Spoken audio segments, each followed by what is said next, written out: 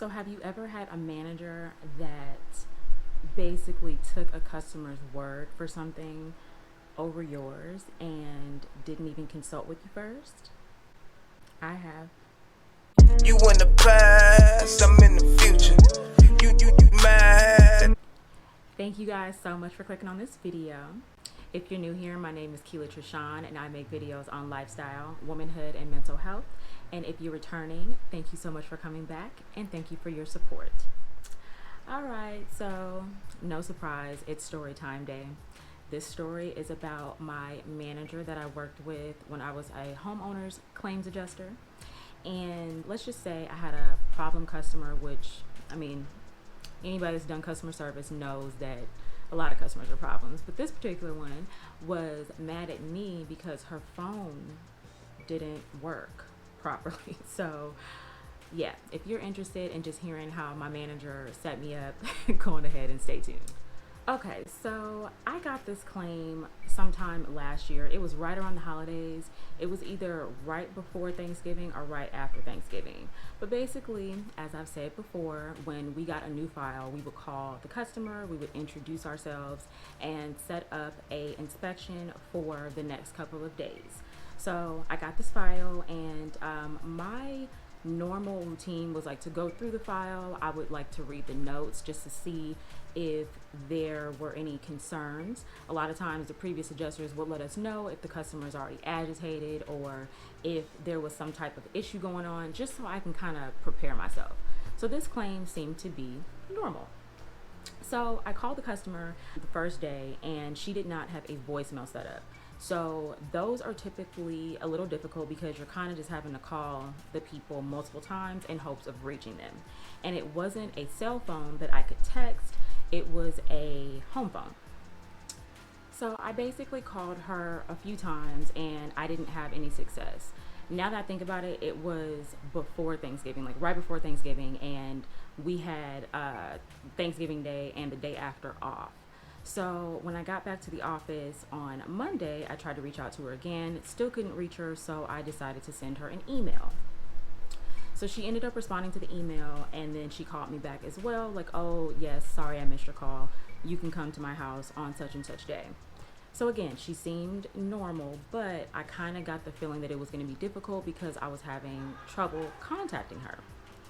So I get to her house and I do the inspection, and everything honestly went great. She was nice on site.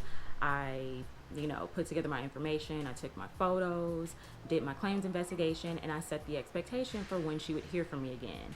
I also let her know, hey, I will be calling, each step of the way to let you know what's going on, to give you updates, and to, to ask for permission to do certain things. So stay by your phone because you have a claim.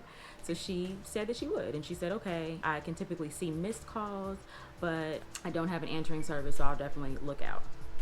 I thought that was fine. So I had to set up a vendor to go out and do their portion, and they were having trouble reaching her as well. So what I tried to do, since I was successful with email, I would try to email her also. So a couple days had gone by and the communication was spotty. I was out actually this particular day, and I was just leaving an inspection, and when I'm getting into the vehicle, if my phone rings, I typically don't answer it. I like to get situated first, and then I will call the person back. So this lady, she calls, she leaves a voicemail, and I'm good about calling people back. Like, I will call you back right away. If I'm busy, you'll get a call back by the end of the day. So because I didn't answer my phone right then and there, she called my manager. Called my manager and basically told my manager that I was not returning her call and she couldn't get in touch with me. So I didn't even know that this was going on, but once I get situated, I called her back. So when I call her and get her on the line, she is pissed. And she says, "Where have you been? I've been calling you." Now I'm a human being, and although I work in customer service, you're gonna have to pipe down on that energy, especially when you're the one that doesn't have the voicemail set up. So I said, well, I've been working and I just got your message about like 15 minutes ago.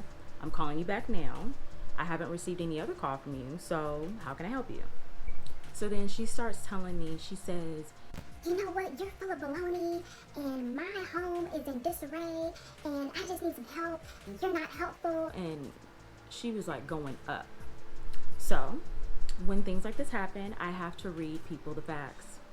So I told her, I said, I can understand that you are frustrated. I understand that, you know, you don't have use of your kitchen right now, but I have been trying to call you, and so has the vendor. I did explain to you when I was at your home that we would need you to be available because we'd be calling you to let you know the next steps. Now that I have you on the phone, can we proceed? I can assist you right now. She says, Well, you sound like you have an attitude with me. You sound like I'm getting on your nerves. now, she probably was correct, because although I'm not going to cuss you out and I'm not going to be disrespectful, it's very hard for me to hide my tone. And if you're in front of me, it's hard for me to hide my facial expression. Understand, you just called me with this energy. I've been trying to reach you. I've been doing everything I'm supposed to do. So yeah, I probably wasn't the happiest. So I said to her, I don't have an attitude. I just would like to get this claim settled. So again, do you have a moment to discuss the next steps so I can help you move forward? She says, I don't want to talk to you. and she hangs up the phone. Touche. So as soon as I get back to a place where I can like sit and type, I go on ahead and I update the notes. The reason why I do this right away is because I know she called my manager. And my manager is a type of person, or was a type of person, because I don't work there no more. But my manager was the type of person that if somebody called her and said that something happened, instead of her understanding who her employees are and understanding that there's got to be a reason why somebody is saying this when you don't get complaints about me, she will just call you and talk to you crazy. So what I do, covering my ass, is I update the notes and I put in exactly what happened just so we know.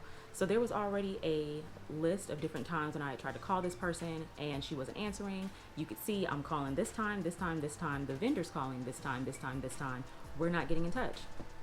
So I put the notes in there, and I kid you not, as soon as I press enter, guess who's calling me? My manager. So I answer the phone and she says, So, what's going on with da-da-da-da-da?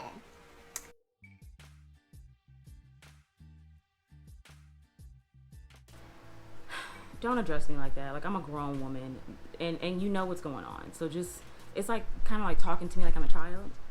So I said, I don't know what you're talking about. She says, Well, I got a call from such and such, and they said that they've been having trouble getting in touch with you, and, you know, her claim happened before Thanksgiving, and we're already in almost the second week of December. just going on about her rant, not knowing what the hell is happening. So I asked her, I said, okay, so before you picked up the phone, did you look at the notes? She don't like that because she didn't look at the notes. She says, Well, I'm calling you asking you. I said, okay, well, the reason why I asked you if you had read the notes, because this is what she tells us to do. The reason why I asked you if you read the notes is because you would see that I had been trying to get in touch with her over several days, and the vendors have been trying to get in touch with her over several days. She doesn't have a voicemail set up, so I'm not sure exactly what you want me to do short of popping up at her home. So she goes into this long rant about how I need to be more sensitive because this person doesn't have a kitchen, and her claim happened before Thanksgiving, and, you know, if you had a kitchen issue since before Thanksgiving, you would be bent out of shape too. And so I said to her, I probably would be bent out of shape, but I'd also be close to my phone, like the adjuster told me, so I could get my updates, so I could get my kitchen back together.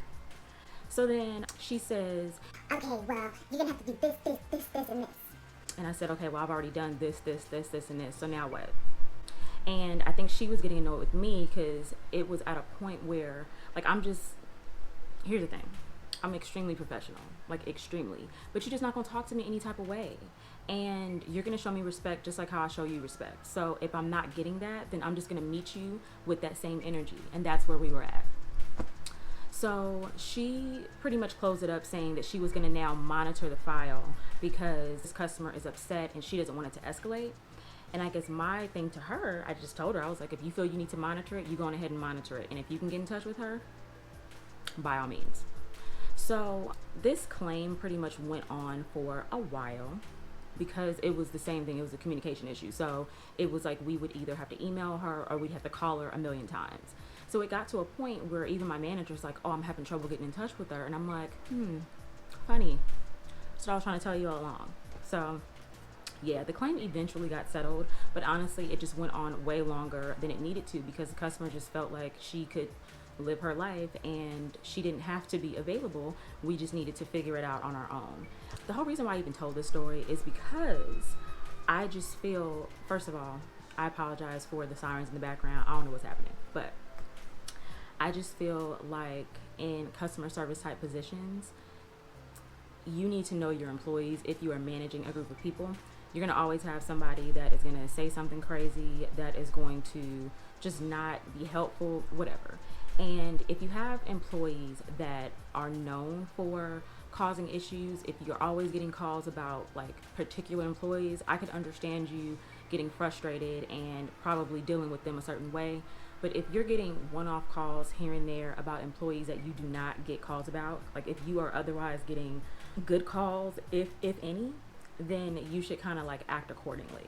So that was my frustration. It was just, I felt like when there was a complaint made, it was like me against the customer and the manager, as opposed to the manager reaching out to me so we could figure out a solution together and honestly like keep the morale up.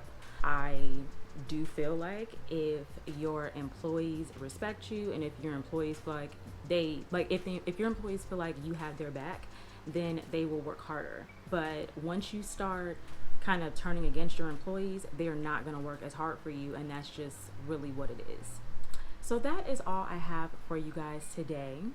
If you enjoyed this story time, go on ahead and give me a big fat thumbs up. It really helps with YouTube algorithm. If you have not subscribed and you made it this far, please click that subscribe button below and be sure to turn on your notification bell so you don't miss any of my future uploads. With that being said, you guys have an amazing day, and I'll see you next time. Never knew you lead that in the past, lead that broke up in the past, lead that dumb in the